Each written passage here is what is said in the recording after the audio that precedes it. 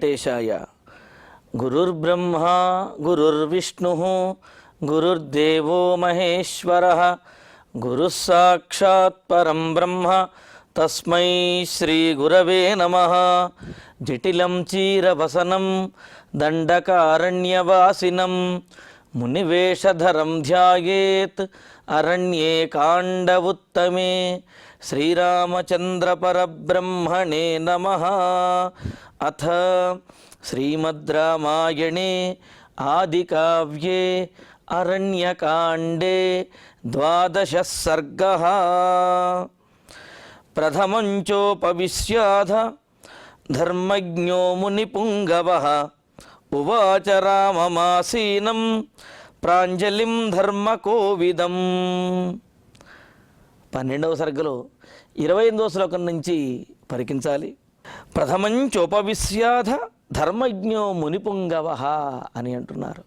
శ్రీరామచంద్రుడు సీతాలక్ష్మణులతో కూడి అగస్త్యాశ్రమానికి విచ్చేశాడు. మరి అక్కడికి వచ్చిన తర్వాత వారి యొక్క దర్శనం కోసమని వారి అనుమతి కోసం లక్ష్మణుణ్ణి పంపించి అనుమతి అడిగితే అగస్త్యుల వారి యొక్క శిష్యుడు వెళ్ళి అగస్త్యుల వారితో చెబితే నేను ఎదురు చూస్తున్నటువంటి స్వామి నా కోసం వచ్చాడా అని చెప్పి ఆయన ఆనందించి ఎంతో గౌరవంగా సీతారామ లక్ష్మణుల్ని లోపలికి ఆహ్వానించారు. అగస్త్యుల వారు కూడా ఆ యజ్ఞశాలలో తాను చేస్తున్నటువంటి యజ్ఞమును అగ్నిహోత్రమును అగ్ని ఆరాధనను పూర్తి చేసి రామచంద్రునికి ఎదురేగి స్వాగతం చెప్పి అర్ఘ్యపాద్యాదులతోటి రాముని మరి ఆ అతిథి మర్యాదలను చేస్తూ అక్కడ కూర్చుండబెడుతూ ఉన్నాడు.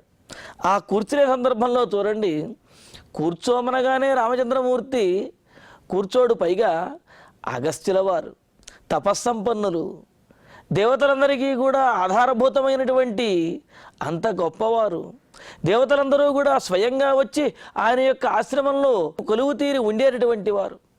ఆ ఆశ్రమానికి వచ్చినటువంటి వారందరినీ కూడా అనుగ్రహించడానికి దేవతలు అక్కడ నిలయములను ఏర్పాటు చేసుకుని మరి ఉంటున్నటువంటి వారు.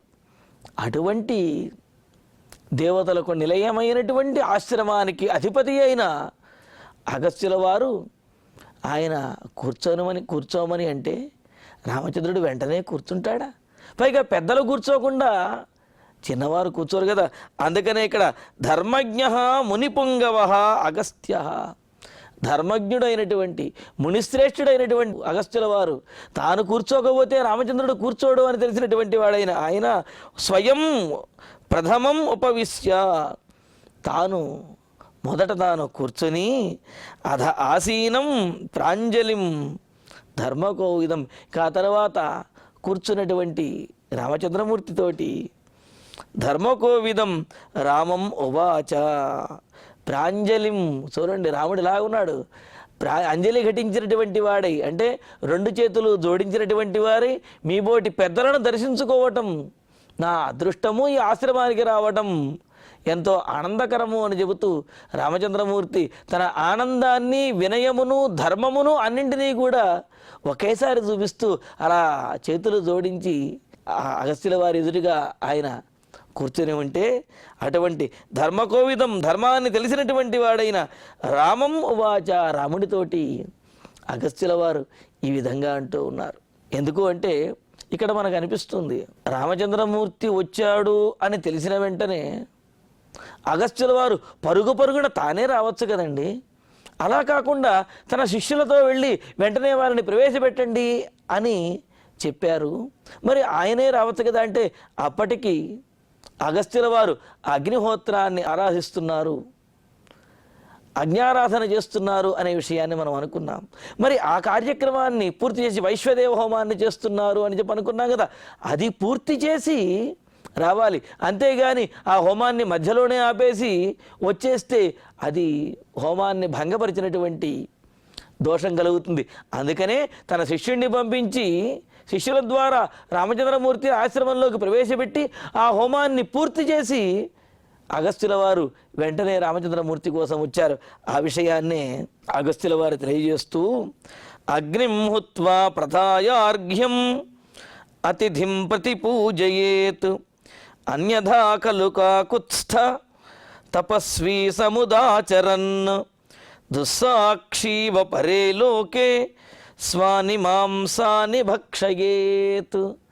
రామచంద్ర, నిత్యాగ్నిహోత్రము, నిత్య కర్మానుష్ఠానము అవి చాలా ప్రధానమైనటువంటివి, తప్పనిసరిగా ఆచరించవలసినటువంటివి.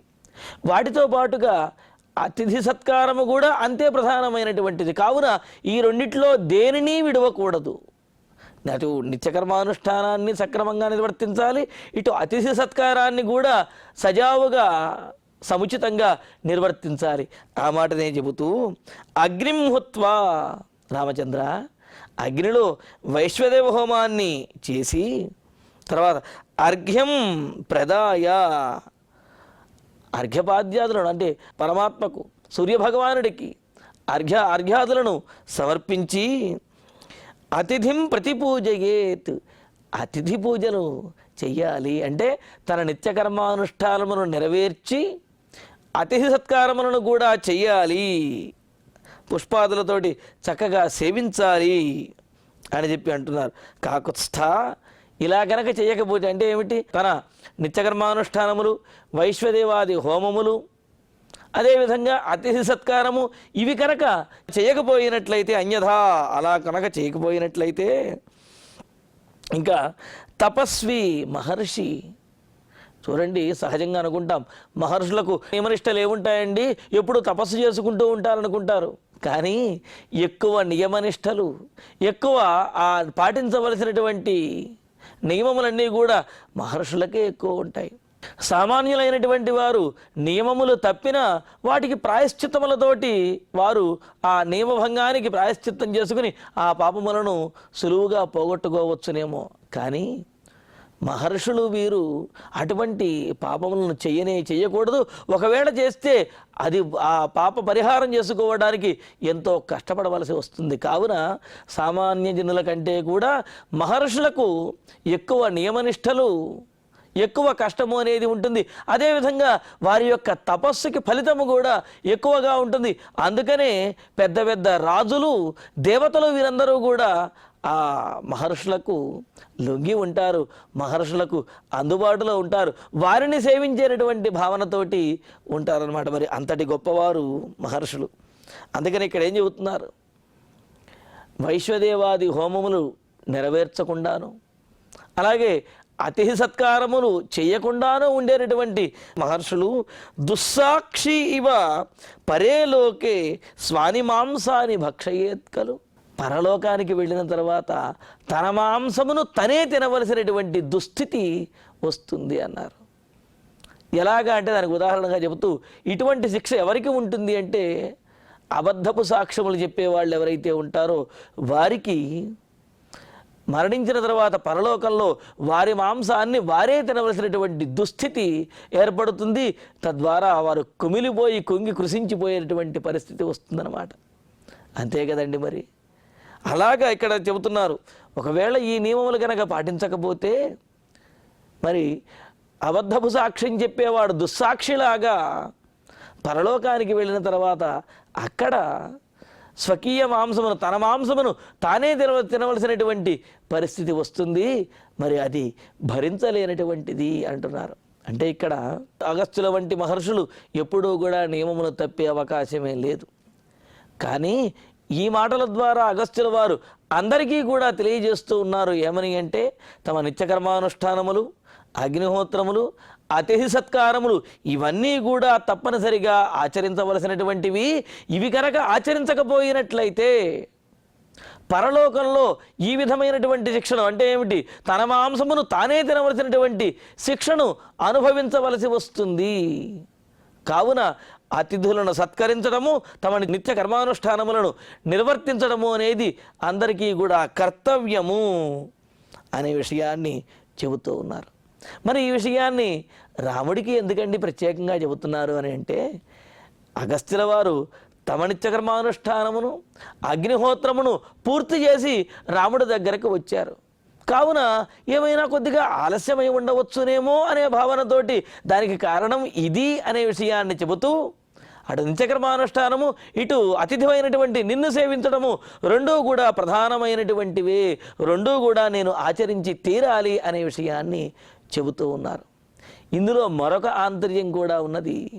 కేవలం రాముడికి చెప్పడం ఇక్కడ ఉద్దేశ్యం మాత్రము కాదు, సీతాదేవికి కూడా చెప్పడం అనేది ఉద్దేశ్యం. అందుకనే కదా సీతాదేవి తరువాత సర్గలలో రావణాసురుడు ఒక సన్యాసి వేషంలో వచ్చినప్పుడు అతడిని మా ఆయన ఇంట్లో లేడు, మా మరిది ఇంట్లో లేడు, కావున నువ్వు మళ్ళీరా అని చెప్పి అనకుండా అతిథిని పూజించడం అనేది అది తప్పనిసరి అయినటువంటి నియమము అని భావించినది. కావుననే ఆమె ఆ విధంగా భిక్ష వేయడం కోసం అని చెప్పి లక్ష్మణుడు చేసినటువంటి ఆ గీతను కూడా దాటి ముందుకు వచ్చినదనమాట. ఇక్కడ చూడండి, అతిథి సత్కారం గురించి ఇంతగా అగస్త్యుల వారు చెప్పడంలో ఉద్దేశము ఆ తర్వాత శ్లోకంలో కూడా చెబుతారు. సాధారణమైనటువంటి అతిథిని పూజించడమే గొప్ప విషయం అయితే, మరి ప్రియాతిథిమైనటువంటి వాడివి అంటే నాకు అత్యంత ప్రియమైనటువంటి వాడివి అతిథిగా వచ్చినటువంటి నిన్ను పూజించడం నాకు మరింత ఆనందకరం అనే విషయాన్ని తెలియజేస్తూ, రాజా సర్వస్య లోకస్య ధర్మచారీ మహారథ పూజనీయశ్చ మాన్యశ్చ భవాన్ ప్రాప్త ప్రియాతిథి. రామచంద్ర, నీవు మాకు చాలా విశిష్టమైనటువంటి అతిథివయ్యా. ఎవరి కోసం మేము ఎదురు చూస్తూ ఉన్నామో అటువంటి నీవే విచ్చేశావు అంటే అంతకు మించినటువంటి ఆనందమే ఉంటుంది. భవాన్ సర్వస్య లోకస్య రాజా, నీవు ఈ సమస్తమైనటువంటి ఈ లోకానికి కూడా రాజువి అని చెప్పి అన్నాడు. రాజ్యాన్ని కోల్పోయి పట్టాభిషేకం ఆగిపోయి అడవుల పాలై వచ్చినటువంటి రాముడితోటి అగస్త్యుల వారు నీవే ఈ లోకానికి రాజువి అని అంటున్నాడు అని అంటే దాని ఆంతర్యం రాజా అనే పదానికి అర్థం సింహాసనం మీద కూర్చునేవాడనో లేకపోతే పట్టాభిషేకం చేసుకునేవాడనో అర్థము కాదు. అందరినీ పరిపాలించేటటువంటి వాడు, అందరినీ ఆనందపరిచేవాడు అని అర్థం. అందుకే కదా అంటారు, నాభిషేకో నసంస్కార సింహస్య క్రియతే వనే విక్రమార్జిత రాజ్యస్య స్వయమేవ మృగేంద్రత. ఇక్కడ సింహాన్ని అడవికి రాజు అని అంటారు. అంటే అక్కడ అడవిలో ఒక సింహాసనం ఏర్పాటు చేసి దాని మీద సింహాన్ని కూర్చోబెట్టి ఆ సింహానికి నదీ జలములతోటి పట్టాభిషేకం చేస్తారా? చెయ్యరు కదా. మరి పట్టాభిషేకం జరగకుండానే సింహాన్ని అడవికి రాజు అని ఎందుకు అంటున్నారు అంటే, విక్రమార్జిత రాజ్యస్య, తన పరాక్రమంతో రాజ్యాన్ని పొందినటువంటి వారికి స్వయమేవ మృగేంద్రత అని ఏం చెప్పన్నారు. స్వయంగానే రాచరికం అనేది వచ్చి చేరుతుంది. అలాగే రామచంద్రమూర్తికి పట్టాభిషేకం జరగకపోయినప్పటికీ ఆయన యొక్క శౌర్యవీర్య పరాక్రమములు, ఆశ్రితులను కాపాడేటువంటి బుద్ధి, ఇవన్నీ కూడా ఆయనను స్వయంగానే రాజుని చేశాయి. అందుకనే మహర్షులందరూ కూడా రామచంద్రమూర్తినే రాజు అంటున్నారు. అంతెందుకు భరతుడు కూడా రాముడినే రాజు అని చెప్పి అన్నాడు కదా.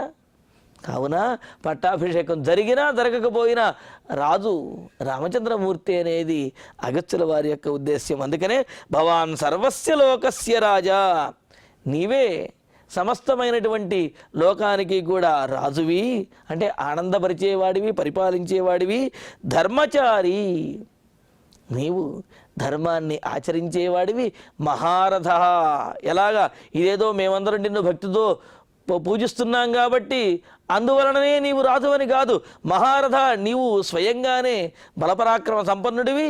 అందులోనూ కూడా 10,000 మంది ధానుష్కులతోటి, ధనుర్విద్యా పారంగతులతోటి ఒకేసారి యుద్ధం చేయగలిగినటువంటి, అందరికీ ధీటుగా సమాధానం చెప్పగలిగినటువంటి గొప్ప విలువిద్యా పారంగతుడివి నీవు.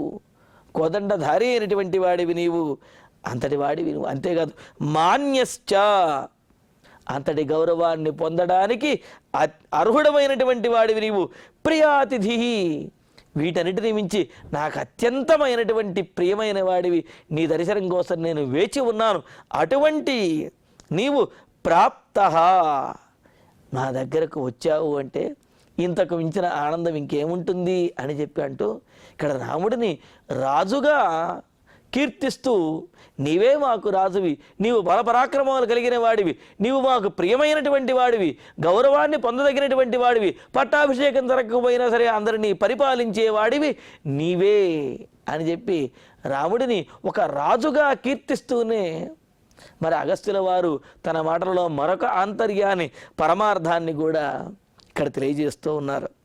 రామచంద్ర, భవాన్ సర్వస్య లోకస్య, నీవు సర్వేషాం అంటే సర్వస్య లోకస్య అన్ని లోకములకు అని అంటున్నాడు. అంటే ఈ లోకములంటే త్రిభువనములకు సర్వస్య లోకస్య రాజా స్వామివి. అంతే కదండి. పరమాత్మ అంటే ఇక్కడ పరమాత్మ అనే తత్వార్థాన్ని అంతరార్థాన్ని చెబుతూ అగస్త్యుల వారు చెప్పినటువంటి మాటల మాటివి. ఇంతకుముందు చెప్పిన శ్లోకానికే విశేషమైన అర్థం. రామచంద్ర, నీవు సమస్తమైనటువంటి లోకములకు కూడా ముల్లోకములకు కూడా నీవే రాజువి అని అన్నారు. మరి వేదం కూడా అదే చెబుతున్నది కదా. పతిం విశ్వస్యాత్మేశ్వరగం శాశ్వతగం శివమచ్యుతం అని అంటూ ఈ విశ్వమునకు పతి అంటే రక్షించేటటువంటి వాడివి, అలాగే సమస్తమైనటువంటి ప్రాణులకు కూడా సమస్తమైనటువంటి ఆత్మలకు కూడా నువ్వు శాశ్వతుడివి, మంగళస్వరూపం కలిగినటువంటి వాడివి, అందరికీ కూడా పాలకుడివి, నాయకుడివి నీవే. అచ్యుతుడివి అంటే చ్యుతము అంటే తరిగిపోయినటువంటిది, అసలు తరగనటువంటి వాడంటే ఆది మధ్యాంతరహితుడు అయినటువంటి వాడివి నీవే అని చెప్పి ఆ పరమాత్మను శ్రీమన్నారాయణుణ్ణి వేదం కూడా కీర్తిస్తున్నది కదా.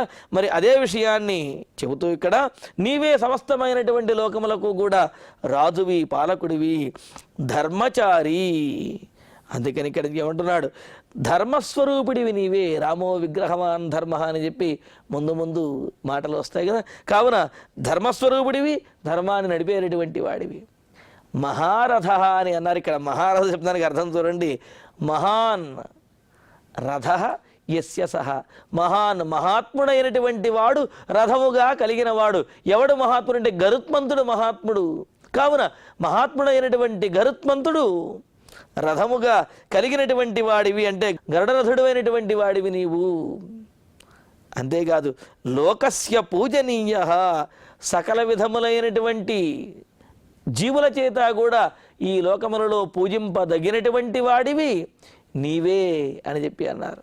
అందుకే కదా ఆకాశాత్ పతితం తోయం యథా గచ్చతి సాగరం సర్వదేవ నమస్కారం కేశవం ప్రతి గచ్చతి అని చెప్పి ఎన్ని రకాలుగా ఎవరిని పూజించినప్పటికీ కూడా ఆ పూజలన్నీ కూడా పరమాత్మ యొక్క పాదముల చెంతకు వెళతాయి అని చెప్పి అనుకుంటాం కదా. అలాగా లోకస్య మాన్య, ఈ లోకానికి పూజింపదగినటువంటి వాడివి నీవే అని చెప్పి అన్నారు. అందుకనే అంటారు వేదంలో కూడా, ఇష్టాపూర్తం బహుధా జాతం జాయమానం విశ్వం బిభర్తి భువనస్య నాభిః అని అంటూ ఇక్కడ ఇష్టాపూర్తము అంటే, ఇష్టము అంటే శ్రౌతకర్మ, అదేవిధంగా పూర్తము అంటే కనుక స్మార్తకర్మ.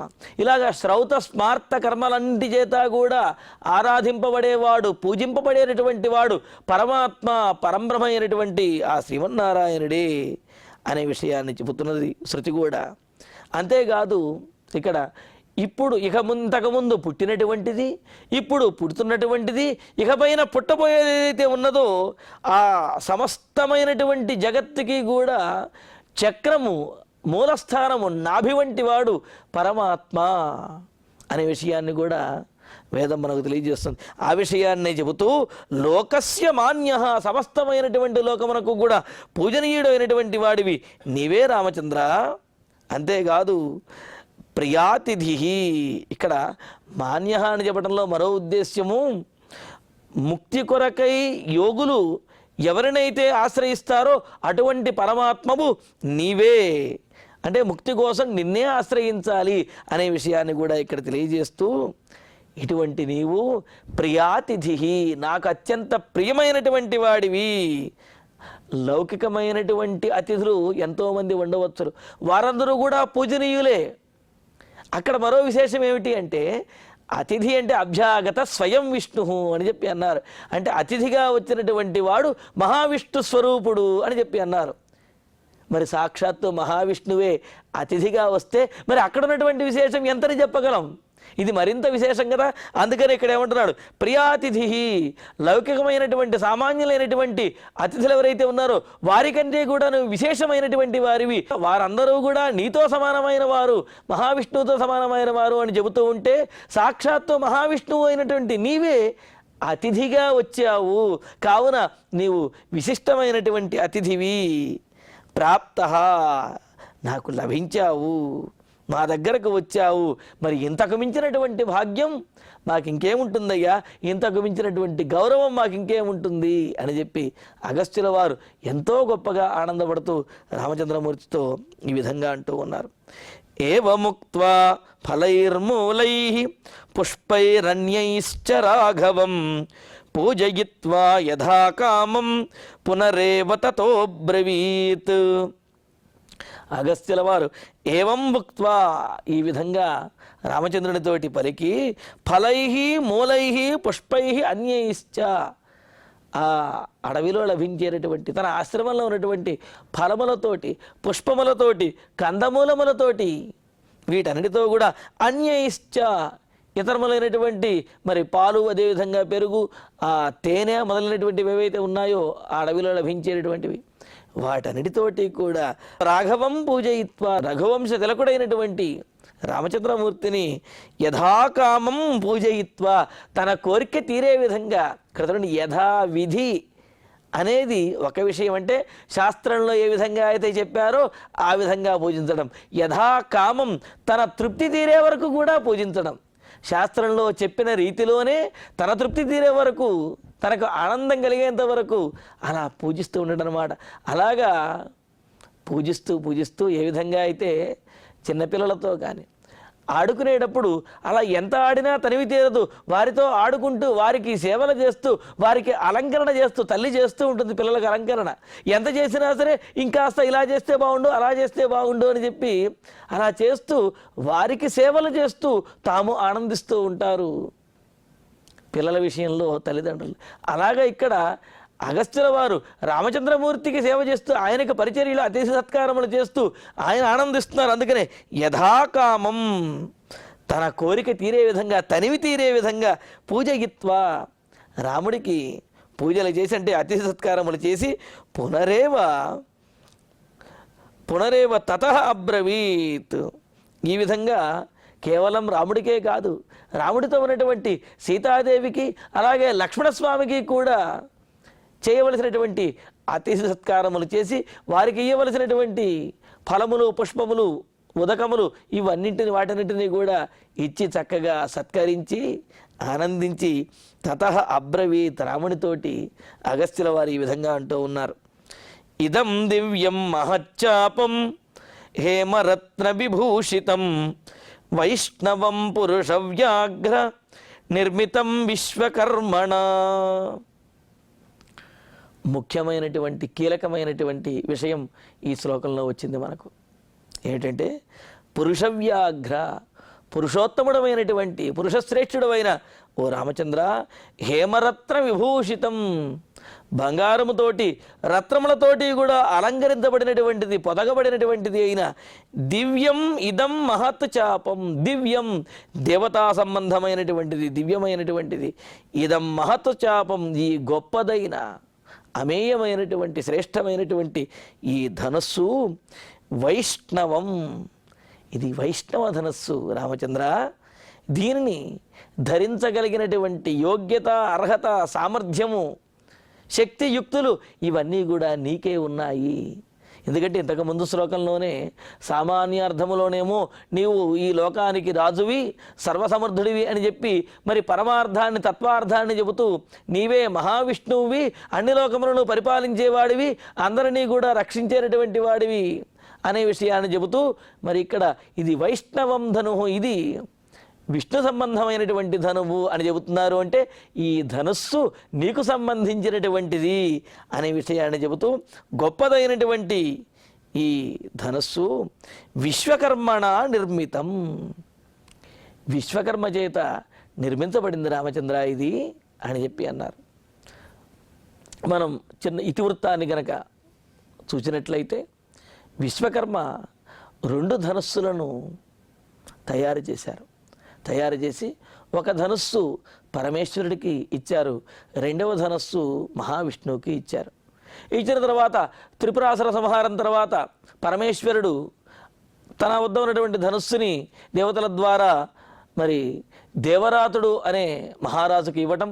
దేవరాతుడు అంటే అక్కడ జనక మహారాజు యొక్క వంశంలో పూర్వీకుడు, చాలా పూర్వం వారికి ఇవ్వటం. ఆ దేవరాతుల వారి దగ్గర నుంచి కూడా ఆ శివధనస్సు, పరమేశ్వరుడి ద్వారా ఇవ్వబడినటువంటి ధనస్సు ఆ జనక మహారాజు యొక్క వంశం వారి పూజలను అందుకుంటూ అక్కడ జనక మహారాజు వద్ద మిథిలా నగరంలో ఉండడము. ఆ ధనుస్సుని మరి సీతా స్వయంవర సందర్భంలో రామచంద్రమూర్తి ఎక్కుపెట్టడము, ఆ ధనస్సు భంగం అవ్వటము జరిగినది. మరి రెండవది వైష్ణవ ధనస్సు. మరి ఆ వైష్ణవ ధనస్సుని శివధనుర్భంగం చేసి సీతా వివాహం అయిన తర్వాత రామచంద్రుడు తన పరివారంతో అయోధ్య నగరానికి వెళుతూ ఉంటే ఆ సందర్భంలో పరశురాముడు వైష్ణవ ధనుస్సుని తీసుకువచ్చి, శివధనస్సుని విరవటం కాదు రామచంద్ర, నీకు కనుక శక్తి ఉంటే ఈ వైష్ణవ ధనస్సుని ఎక్కుపెట్టు అని చెప్పి ఆ వైష్ణవ ధనస్సుని రామచంద్రమూర్తికి ఇవ్వడము. ఇచ్చిన తర్వాత రాముడు ఆ ధనస్సుని గ్రహించడము, ఆ ధనుస్సుతో పాటుగా మరి పరశురాముల వారిలో ఉన్నటువంటి ఆ గర్వాన్ని కూడా హరించటము జరిగినది. ఆ తర్వాత పరశురాముల వారు రాముని యొక్క గొప్పతనాన్ని తెలుసుకుని అక్కడ నుంచి రాముడికి నమస్కరించి ఆయన మహేంద్రగిరికి వెళ్ళడము కూడా జరిగింది. ఆ తర్వాత ఏం జరిగింది? పరశురాముడు వెళ్ళిపోయిన తర్వాత పరశురాముడి దగ్గర నుంచి రామచంద్రమూర్తి తీసుకున్నటువంటి ఈ ధనుస్సుని రాముడు మరొకరికి ఇచ్చాడు. ఎవరికి ఇచ్చారు? అక్కడే మనకు బాలకాండలో 77వ సర్గలో మొదటి శ్లోకంలో ఉన్నది, గతే రామే ప్రశాంతాత్మ రామో దాశరథిర్ధను వరుణాయ ప్రమేయాయ దదౌ హస్తే ససాయకం. పరశురాముడు వెళ్ళిపోయిన తర్వాత దశరథుడు మొదలైనటువంటి వారందరూ కూడా కొంత ప్రశాంతతను పొందిన తర్వాత, ఎందుకంటే పిడుగుపాటు పడిన తర్వాత బిత్తర చూపులు చూస్తూ కొంతసేపు అయిన తర్వాత తేరుకున్నట్లుగా పరశురాముడు వచ్చిన తర్వాత బిత్తర చూపులు చూస్తూ ఏం జరుగుతుందో కొత్త దంటలకు నవదంపతులకు అని చెప్పి భయపడినటువంటి ఆ దశరథుడు మిగతా వారందరూ కూడా పరశురాముడు వెళ్ళిపోయిన తర్వాత కొంత ఊరట చెందారు. ఊరట చెందిన తర్వాత రామచంద్రమూర్తి కూడా మరి ఆయన పరశురాముడి దగ్గర నుంచి తీసుకున్న ఆ ధనుస్సుని వరుణదేవుడికి ఇచ్చేశాడు. వరుణదేవుడు ఆ ధనుస్సుని తీసుకుని వెళ్ళారు.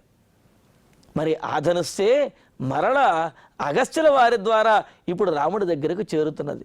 ఎందుకు ఇందులో ఉన్న విశేషం ఏమిటి అని అంటే, అరణ్యవాసం చేస్తున్నటువంటి రాముడు ఖరదూషణాది రాక్షసులందరినీ కూడా సంహరించవలసినటువంటి సమయము ఆసన్నమవుతూ ఉన్నది. మరి అటువంటప్పుడు వారితో యుద్ధం చేయడానికి సామాన్యమైనటువంటి ధనుస్సు అది సరిపోదు. కావున విశేషమైనటువంటి వైష్ణవ ధనుస్సే కావాలి. అందుకని వరుణుడు అగస్త్యుల వారికి ఆ ధనుస్సుని ఇవ్వటం, ఆ అగస్త్యుల వారు ఇక్కడ తన ఆశ్రమానికి వచ్చినటువంటి రామచంద్రమూర్తికి ఆ వైష్ణవ ధనుస్సునే మరలా రాముడికి ఇవ్వటం అనేది జరుగుతున్నది. మరి ఖరదూషణాది రాక్షసులను వధించేటటువంటి సమయం సమీపిస్తూ ఉన్నది. మరి అటువంటి మహాయుద్ధంలో మహత్తరమైనటువంటి ధనుస్సు రాముడికి ఉండాలి అనే ఉద్దేశంతో అగస్త్యుల వారు ఆ ధనుస్సుని రామచంద్రమూర్తికి ఇస్తూ ఉన్నారు. ఆ విశేషాలను తర్వాతి ప్రవచనంలో తెలుసుకుందాము. ఇక ఇప్పుడు శ్లోకాలను పారాయణ చేసుకుందాం. ప్రథమంచోపవిశ్యాధ ధర్మజ్ఞో ముని పుంగవః ఉవాచ రామమాసీనం ప్రాంజలిం ధర్మకోవిదం అగ్నిం హుత్వా ప్రదాయార్ఘ్యం అతిథిం ప్రతిపూజయేత్ అన్యథా ఖలు కాకుత్స్థ తపస్వీ సముదాచరన్ దుస్సాక్షీవ పరే లోకే స్వాని మాంసాని భక్షయేత్ రాజా సర్వస్య లోకస్య ధర్మచారీ మహారథః పూజనీయశ్చ మాన్యశ్చ భవాన్ ప్రాప్తః ప్రియాతిథిః ఏవముక్త్వా ఫలైర్మూలైః పుష్పైరన్యైశ్చ రాఘవం పూజయిత్వా యథా కామం పునరేవ తతో బ్రవీత్ ఇదం దివ్యం మహచ్చాపం హేమరత్న విభూషితం వైష్ణవం పురుషవ్యాఘ్ర నిర్మితం విశ్వకర్మణ ఇత్యార్షే శ్రీమద్ రామాయణే ఆదికావ్యే అయోధ్యాకాండే 12 సర్గే 5 శ్లోకాః. ఇక ఇప్పుడు క్షమాప్రార్థన మంగళాంతంగా ఈనాటి ప్రవచన పారాయణ కార్యక్రమాన్ని పరిపూర్ణం చేసుకుందాం. యదక్షరపదభ్రష్టం మాత్రాహీనం తు యద్భవేత్ తత్సర్వం క్షమ్యతాం దేవ నారాయణ నమోస్తుతే. కాయేన వాచా మనసేంద్రియైర్వా బుద్ధ్యాత్మనా వా ప్రకృతే స్వభావాత్ కరోమి యద్యత్ సకలం వరస్మై నారాయణాయేతి సమర్పయామి. శ్రియః కాంతాయ కళ్యాణ నిధయే నిధయేర్ధినాం శ్రీవేంకట నివాసాయ శ్రీనివాసాయ మంగళం.